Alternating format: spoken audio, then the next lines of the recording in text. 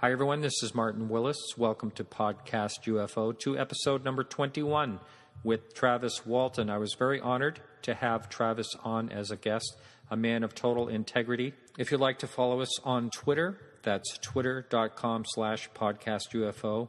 If you'd like to email me, that's info@podcastufo.com. I think today's show is a very good one, and I hope you enjoy it.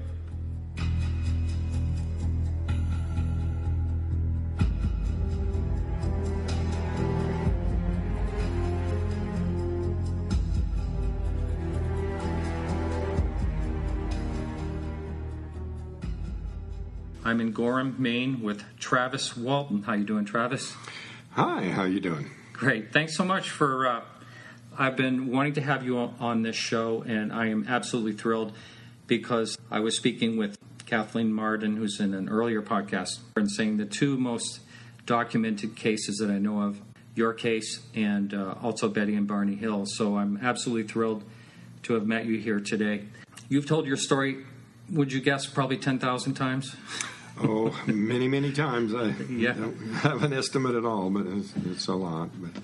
Yeah. So we're going all the way back to, what was it, November 5th, 1975, if I remember? Yes, it was a Wednesday, November 5th, 1975. Yeah. And I'm sure that 99% of the listeners that listen to my show know your story. But if just, I am listened to all over the world now. I can see that through the analytics of my site. So if you can just give a really quick recap for the person who perhaps doesn't know your story. November 5th, 1975, I was working in the woods with a group of 6 other men and headed home at night. We saw a glowing object hovering near the road. I got out to take a closer look. I was hit by a bolt of energy from that craft, and the rest of the crew took off in fear and reported it to the sheriff, and they were basically suspected of murdering me and making up a cover story for why I was no longer around. And I regained consciousness on board the craft, and it was a very traumatic experience. I was returned to the town nearest where it happened, where I could go and get help, and I called my family, and they came and got me. And at that point, it was just a matter of dealing with the reaction to the report, not just mine. It was worldwide news by the time I was returned. Now, and of course, it's totally changed your life. And I've heard you say in other interviews that if you could do it all over again and that be a minus factor in your life, that's how you'd really like it. Yeah. I'd rather it never happened, but, I've got to go with the way things have fallen together, and it's the way it is. Now, how many lie detector tests have been taken that... Well, back when this first happened and the men were accused of murdering me, the president of the American Polygraph Association said the odds were over 1,000,000 to 1 of there being any kind of a mistake with that many people all passing a test on a single issue. Now, since then, there's been over 16 passed tests in regard to this incident. The crew, my family, and whatnot. I've passed 5 different lie detector tests from 3 different experts, and so I don't know what the odds would be now with over 16 past tests, but it'd be a lot more than 1,000,000 to 1. Yeah. I want to ask you a couple of questions. When the bolt hit you, did it just all go blank right then? Do you remember nothing? I felt a sort of a numbing, sort of a stunning shock, sort of an electrical shock, and blacked out. So when you were tossed that 10 or 20 feet or whatever it was, you were completely out at that point? Yeah, I was unconscious. By the time I hit the ground, I was completely unaware of what happened after that. Now, I heard you say that when you awoken in the craft that you had a hard time breathing. And the very first thing I think of is whatever mixture of oxygen or whatever that is in that craft is probably different from our earth and our air and stuff like that. Do you think that's why you were having a hard time breathing? Or? That's probably the most likely explanation, although I did consider that being hit by the beam in the head and chest may have caused some sort of injury that added to that problem. Could have been part of it or maybe all of it, but very likely just the wrong atmosphere for humans. Yeah. And then the creatures that first approached you, there was no real communication there, but I remember you saying something about you saw they had irises, they had large eyes. Can you kind of describe what you saw? Yeah, they had very large eyes, and I found their stare extremely difficult to bear. And in recent years, I've come to the suspicion that the reason for that was that they were trying to reassert control over me. That feeling that they were boring into me, or that there was some kind of invasive quality to their stare, had to do with them trying to calm me down and get me to quit making these threatening gestures. But it's the only thing I can explain why it was just so disturbing, their stare. That was the main feature of my nightmares for some time after that. I was going to ask you about nightmares. Do you still have them at this point? Well, I don't remember having them. It may be that they're buried, so that when I do have those dreams of that nature, that I wake up and I don't remember them anymore. But either that or I'm not having them. Do you recall? I'd like to talk a little bit about the craft experience, if I could, because that's so unique compared to what I would consider most people who claim to have this type of situation. Were there any smells that you recall? Well, again, my injuries might have interfered with my sense of smell, which isn't all that keen to start with, but it did seem stale and humid and, really kind of muggy. But, again, that might have been because the atmosphere wasn't right. And the walls and things like that, how can you describe?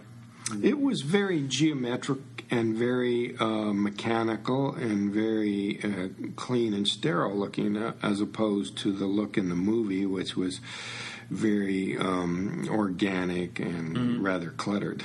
Right. Now, and the human-like person that approached you with a helmet, a mask on or something, that didn't speak and then brought you to an area where you saw other crafts, almost like a hangar of some kind? Yeah, he took me outside of the craft, which, I don't know if the craft that I awoke in was always, during that time, inside of this hangar-like area, this large room. But there were other craft in there, disc-shaped craft, but they were more rounded and shinier than the one I came out of. Now, I can't even imagine what was going through your head at this time when you were experiencing all this. Like, I would think that I would feel that there's no way I'm ever going to get home. I'm done for. I mean, yeah, it was definitely a feeling of being lost and a very desperate, sort of hopeless feeling about, would I be returned? Was there some bigger threat yet to become apparent to me? Mm-hmm. But this experience aboard the craft or whatever it was seemed in your mind like it lasted a fairly short time? Yeah, certainly nothing like the 5 days and 6 hours that I was missing. What was when you finally woke up and to familiar surroundings, what was your thought on how long you'd been gone, approximately? You thought it was the night? Yeah, I thought it was still the same night, And it was only after I had some kind of an exchange with my brother about, all that had been going on that my brother, he realized that I thought it was the same night. He said, "Feel your face. You've been gone for 5 days." And I felt a growth of beard, and then I looked at my watch, and it had changed the date, and so that was kind of an extra shock for some reason. It really just kind of finished me off. Oh, I bet. Yeah, I don't want to jump ahead too far, but for the immediate time, I know you went to Phoenix, to a hospital there to be tested or whatever, but was the media like right on you from that point out? Yeah, there was intense media scrutiny. One of the crewmen, Steve Pierce, relates the story of waking up to find news photographers trying to take his picture through his bedroom window. And, my mom's having her flower bed trampled by people trying to take pictures through her front window. And so they were honest. When I went to get my brainwave scan, I was put in there by the doctor under an assumed name, but still coming out to the car, somebody yelled, "There he is!" and they actually chased us through traffic. So it was really a crazy time. It seemed like everybody was really keen on the whole issue. Mm-hmm. Now, before any of this ever happened, what was your thoughts about UFOs and things? Well, I definitely considered that this was a reality because my brother had seen something about 8 or 10 years before at fairly close range, and so it was definitely something I thought was probably real, and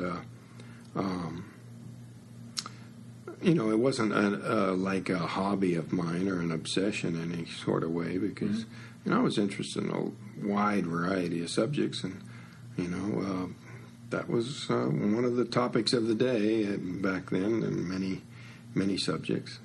Now, when you got out of the truck, what possessed you to get out? I can't imagine if I saw something like that getting out. Was it to kind of show off a little brazen? There was a little bit of a show-off element to it there, I have to confess. But, both Steve and Alan both says to them it looked like I was in some kind of a trance. But I guess if I was mesmerized, it would have been in the sense that I was beholding this incredibly powerful sight. It was just so overwhelming, the reality of the situation and the power of it, and the the strangeness of it was just so dazzling. I recently saw Chasing UFOs, National Geographic, and I also heard you talk about this, the growth rings in the trees. Has anyone taken a scientific look at that? Well, samples were sent to a lab, and I'm getting ready to take some more samples to send to a lab, maybe more than one. There's got to be some follow-up on this. National Geographic was supposed to do that, and they took samples, but to my knowledge, none of that went very far. So that whole show was quite a disappointment. I anticipated with National Geographic's great reputation for some really good documentary and scientific reporting, did a terrible job with that show, and they just really botched it. They actually flew a scientist in there that was there for the purpose of looking at those samples, and she was never even, just basically cut out of the show. Wow. So they wasted a whole lot of time showing them driving to the site and talking in the car on the way, and it was just trying to make it the total reality. And then some kind of night vision stuff. What was that about? I think that's kind of the most disappointing part of that show. I tried to talk with James Fox on this podcast. I haven't heard back from him. But that night vision thing with the camera facing the people as they're walking along, it's kind of, in my opinion, kind of hokey, a little bit. So, what are they looking at? Why are we supposed to impress that they're looking out there scared if they're never going to turn the camera the other direction? And not only that, it's like for someone to actually experience a sighting is so rare. You know, I mean, chasing UFOs, I mean, the title works well and everything. But, I mean, it's just that whole part of it. You know, we can only look at the past and be very, very... we would be very, very lucky to have something happen that we could actually witness. But, you know... so was that filming all done in one day when you were involved? No, I spent 3 days with him, and there was more than one day of filming, and it was a lot of time wasted, in my opinion, because they just decided to just spoof the whole thing, and I don't think they had a serious. Not James Fox. I really think he's pretty solid. Yeah, I think he was as disappointed as I was. I've heard that through the grapevine. That he definitely had the idea it was going to be a lot better than it was.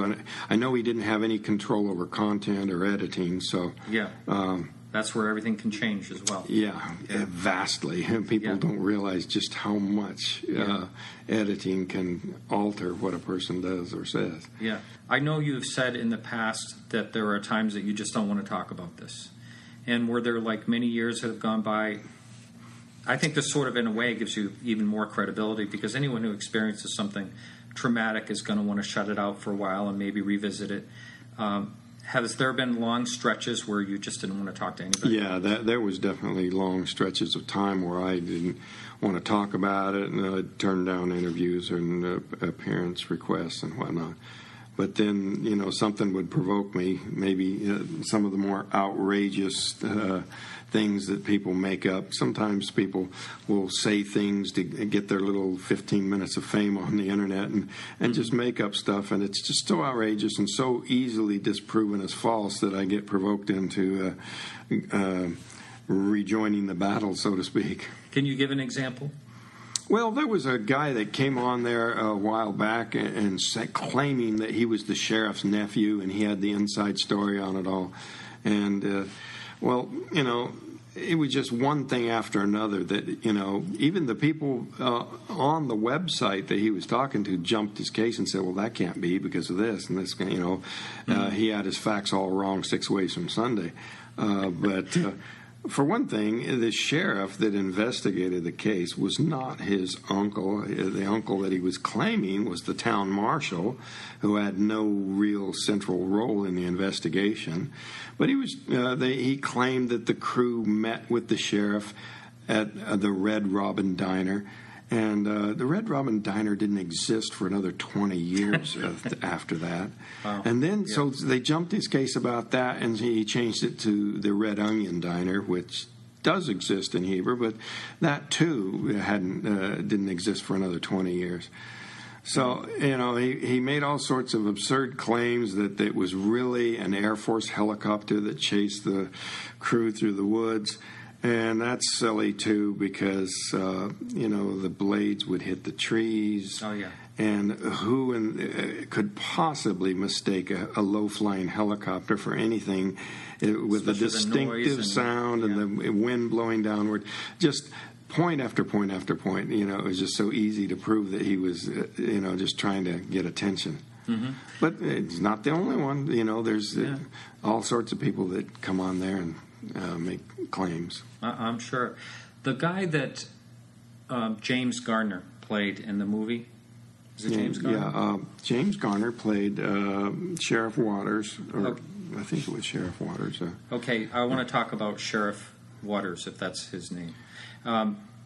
He was pretty arrogant and non-believing in the movie. Is that the way he was in real life? Oh no, I think he was a very likable fellow, and I do think he was much more believing off screen than on. He was very friendly, and he was really a good guy. Oh, okay. That's so. There was a lot of differences between what happened and what was in the movie, basically. Mm-hmm. Is there anything that you like to always set straight that is that people might talk to you about that happened in real life but didn't happen in the movie? Well, you know, I think some of the changes are understandable. They reduced the crew from 7 to 6. And why was that, I wonder? It's just that they need to reduce the number of people for the audience to keep track of. Yes, I understand. You got 90 minutes to tell a story that spanned years, and you can't just keep throwing more and more and more and more characters at people and have them be able to keep track of it. Mm-hmm. And so, when they combine my brother Don and Dwayne into one named Dan, that's understandable from the purposes of telling the story and the overall impact that it had. The things I don't agree with are things like the very great departure from reality that they made on events aboard the craft. But it needs to be understood that I did not approve those changes, and Tracy Torme, who wrote the script, fought hard to preserve the integrity of the story, but it basically came down to they wanted to make these changes or there was not going to be a movie. Wow. So faced with those choices, he opted to go ahead and have the movie made, which I'm glad he did. Mm-hmm. But, he, like I, would have, if we'd had our druthers, it would have been a more accurate story. And maybe someday there'll be a remake to tell it more accurately. Has anyone talked about that? Well, there's certainly a huge amount of demand for it. I've got hundreds of emails that I will, print out and bind and bring to a potential producer to demonstrate that there is I'm getting these emails from all over the world that people, are aware of the book and they're aware of the movie. They're fascinated, but they would love to see a movie that told it the way it really happened. Mm-hmm. I lived sort of local in this area. I lived in New Hampshire when this happened, but I do remember hearing about it, so it was all over the world for a while. Is that right? Yes, it was worldwide. Even before I was returned, by the time I was returned, there were camera crews in town from Japan and England, and eventually reporters and filmmakers from just about everywhere wound up coming to do the story on it. Now, did you ever feel like you had to move away? I was tempted many times to move away from all the controversy and whatnot. Mm-hmm. And, in the movie, it makes it look like the whole town was against us, but it was actually worse than that in a sense because the town was divided and along family lines. And, the town marshal didn't believe it, but his brother, the the county deputy, was believing. But his wife was not believing, and his brother's wife was more believing. So between brothers, both in law enforcement, and their wives, there was a split 4 ways there on opinions.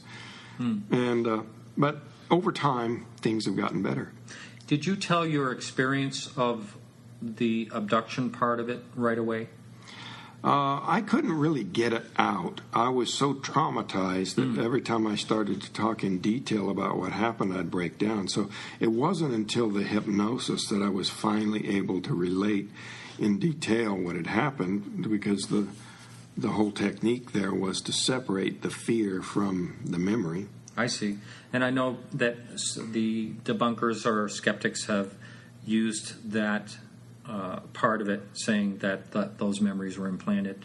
Well, the hypnosis was witnessed by a number of other researchers, including 2 psychologists, psychiatrists. So, and they were of the opinion that they expressed that all the signs of genuine hypnosis were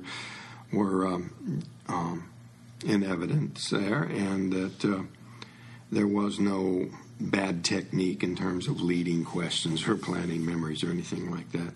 Now, for one thing, little bits of it had come out prior to that, and it was all in agreement with that. It's just that I couldn't, continue into a continuous narrative of it because it was just too much. Now, I know that whenever I talk about certain traumatic experiences in my life, that I get right back there in my mind, and it really affects me.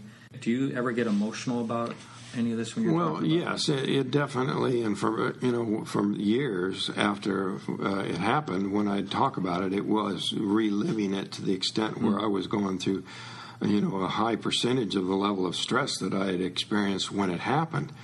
And even now, to talk about it, I have to go back there in my mind and relive it to a certain extent.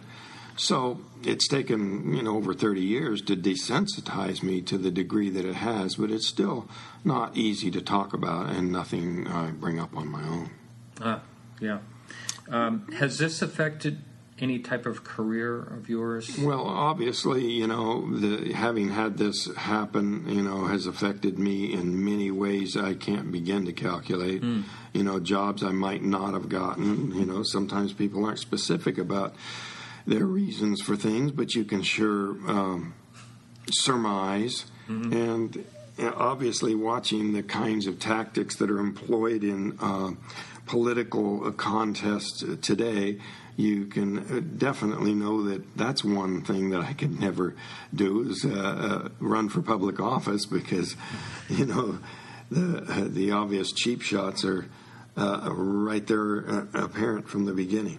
So there's many things that career choices that I feel like are probably completely closed off to me on account of having had this happen to me. Now, did you stay in the lumber? Well, I did have to go back to the woods, and I did for a while.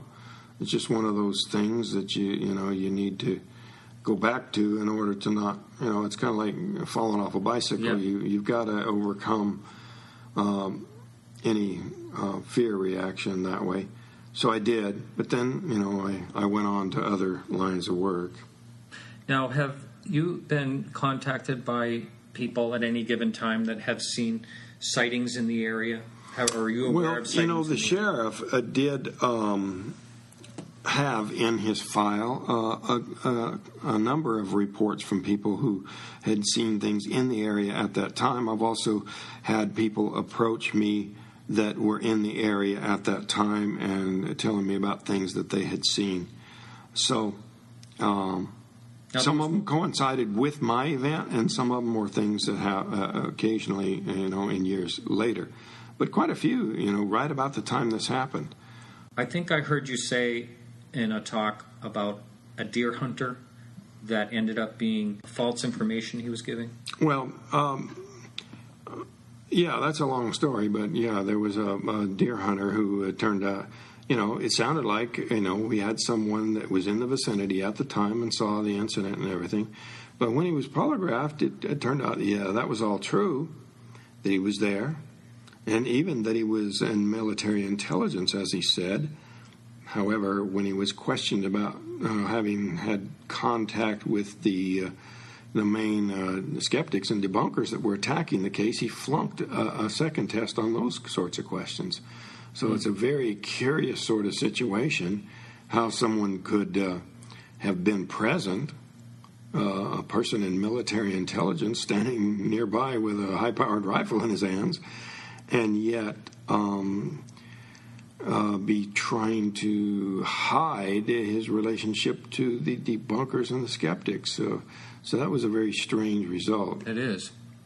Another thing, I also heard you say that there was, or I believe I heard someone say that there was an offer of $10,000 if someone admitted this was a hoax. Yes, one of the main skeptics, debunkers, did make the offer of $10,000, and there's a lot of documentation for this. For one thing, a tape exists, but besides that, the very first offering of the bribe was delivered by a local law enforcement officer who came to the door of the crewman to whom the offer was made. And this offer was pushed over quite a length of time and almost got him to make up a story just to get the $10,000. But, all in all, he wound up not doing it because he, Look at the pressure that everyone's been under. That's amazing. And just if he had taken that money and done that, that would have just squashed this whole thing. Well, I don't know, because, I would have immediately challenged him to take a lie detector test, that this news story that he was telling, and he would have been really stuck there, because he would have had to either refuse to take it or take it and fail. You'd probably skip town with the 10 grand. Yeah, that's the way that would have gone. Although, it would have been sufficient for some people, Oh, absolutely. even though it was widely known that he'd been offered the 10,000. Mm-hmm. And that was even in my first book that came out in 1977. But it doesn't take, if people are desperate to have something to hang their hat on, something with which they can dismiss this, the silliest explanations. We talked about the hypnotist planning memories. Mm-hmm. Well, there was also the theory that I'd had a transitory psychosis or that I'd been hallucinating on drugs. But, what all three of those, the hypnosis and the psychosis and the drug theory, don't take into consideration is 6 other people having witnessed a large part of what happened. So, it's silly, because, hallucinations are derangements of the mind, and they just aren't something that affects 7 people uniformly. Right. So what has that been like all these years dealing with the debunkers and skeptics? Has that been real disheartening? It's been frustrating, because, they will go online and post stuff that I totally refuted a long time ago. They know it's false. But when I go onto their website and try to post something to that effect, they won't allow me to post. Wow. They'll allow other people who agree with them to post. So they're propagandists. They're blatantly lying to the public, pretending that they're just putting out information. Now, when you're saying that you can't post, are you saying that you post something and they remove it? Yeah, they will not put it up. I'll put it in, submit it, and they won't allow it. Wow. And this has happened in more than one case? Yeah. Mm-hmm. Mm-hmm. And what are, before the internet, what was the type of things you were dealing with the debunkers and skeptics? Well, they would say they'd dig up any kind of dirt they could. Anybody that had a bad word to say about me and my family or the crew or anything, they would just, without any checking, that's got to be true, so we'll put that up. Mm-hmm. And anything good said, they would just not repeat it. Mm-hmm. Calling all the bars in town. Well, he doesn't come in here. Okay, we're not going to talk about that. Rather than saying, we called the bars and he doesn't come in there. Had they said, he comes in here and he's a big drunk and, he's always making up crazy stories, they would have just run with that. I think most people that would go through what you went through would probably turn to alcohol. The selective digging for dirt, anything, the implication being that, of course, a genuine incident of this sort can only happen to a person with a perfect past and a perfect record. It has nothing wrong in their life, and who's that?